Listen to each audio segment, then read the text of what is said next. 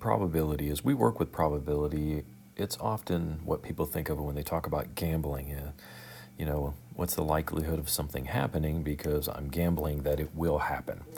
And when we talk about experimental probability, what we're talking about is the probability that some event is going to happen, and that is based on, well, the number of times that it occurs versus or over the number of times that it was possible.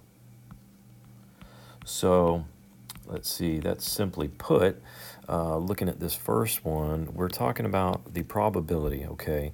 A softball player got a hit in 20 of her 50 times at bat. What is the experimental probability that she will get a hit at her next at bat? So what's the probability that she's going to get a hit? Well, let's see here. She got 20 hits, and that's how many times a hit occurred. So we have 20 over the number of times that she was at bat. So she, instead of getting 50 hits, she only got 20 out of 50, or 2 out of 5, or we can also simplify that down to 40% or 0.4. So that was the probability that she is going to get a hit at her next time at bat. And let's see here, theoretical probability. Well, what is the theoretical probability of getting a sum that is an odd number on a one roll of 2 standard number cubes? Okay, I'm going to assume here we're talking about 2 standard number cubes, and that would be a 6-sided cube, 2 of those. Let's see here. So if we have 6 times 6 possibles, so when we roll it, we have 36 possible different outcomes. So we have 36 possible outcomes. Now we could draw out all the little pictures of 1 and 6, 1 and 5, 1 and 4, or just accept that it's going to be 36, 6 times 6. Then we see when get the sum of an odd number. Well, we're going to get an odd number half that time, or 18 odd values out of that. And so for the probability of that to occur, the probability of that is going to be the number of times that it does occur, which is 18, over the number of times that it could occur, or, as I said a second ago, 1/2, or 50%. And that's using more probability. Then what is the theoretical probability of being dealt exactly 2 sevens in a 5-card hand from a standard deck? Well, we have 52 cards in a deck, and then we have 5 cards in your hand. So 52 cards, 5 cards in a hand. Now look at this. We're doing combinations again, so we know that this is going to be, we have 52 possible, a combination of 5 different items. So there's our combination, and let's see here, we are selecting 2 sevens. Selecting 2 sevens, so we're talking about selecting 2 of 4 of the sevens, because there's only 4 sevens in a deck. So we have 4 possible combination, and then pulling 2 of those. So that's the likelihood of pulling the sevens, the likelihood of having a deck of cards. So what we end up having is the likelihood of selecting those cards times, let me see here, the likelihood of not, then we have 52 out of 5. So we are looking at, of course, the number of times that it could occur is going to be that denominator. And let's see here. And of course, selecting the other three cards in your hand is where we get that 48 combination 3. We only have 48 cards left after you remove the 7, the possibilities of the 7.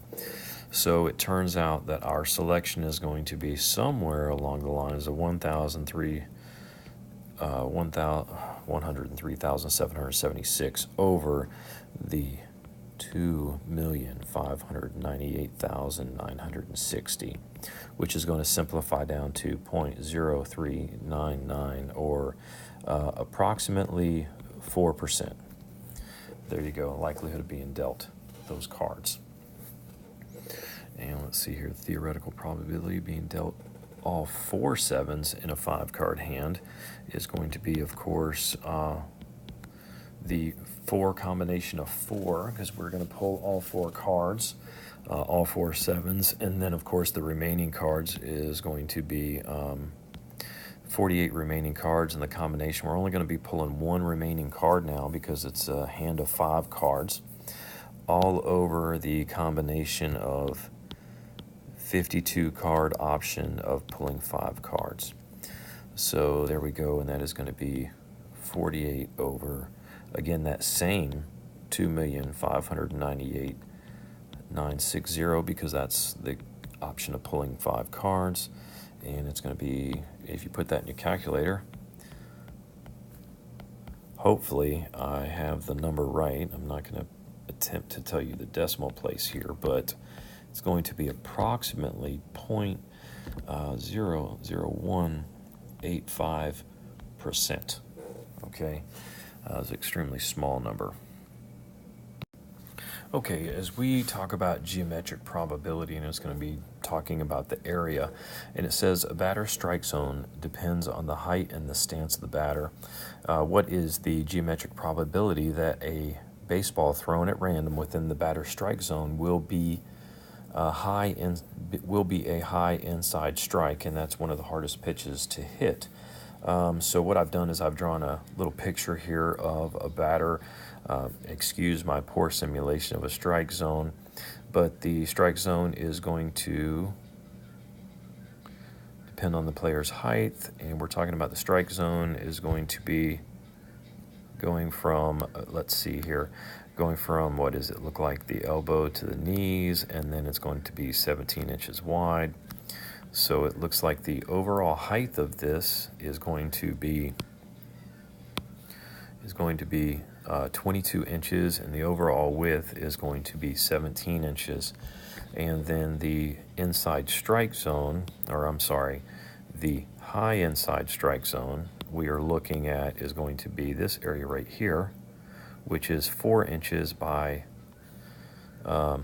6 inches. That is actually inches, not meters. So we talk about the probability of something happening.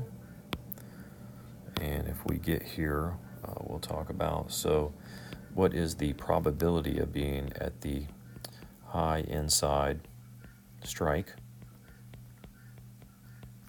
And it is going to be the area of that high inside over the total possible area, that total strike zone. And so if you do the math here, we are looking at the shaded area there in blue is going to be 4 times 6, or it's going to be 24 inches squared, over 17 times 22 is going to be 374 inches squared, which is going to be approximately 0.064, or round to 6%. There you go. That's the probability of ending up in that strike zone right there, the high inside portion of it, based on the total area available. And we come here and now suppose that the batter strike zone is 15 by 20 versus what we had there was 17 by 22. So we know then that if we look at that, we have this area is going to be 15 inches by 20 inches, and this high inside area, the high inside strike zone, is going to be 3 inches by 5 inches. What is the probability that the baseball thrown at random within that strike zone will be in the high inside strike zone? Well, the probability of that occurring is going to be the area, again, of the high inside over the total area. And then that is going to be, of course, 3 times 5 is 15 over 15 times 20 is going to be 300, which is approximately 5%. There's a likelihood of that being in that high inside strike zone. And that is probability.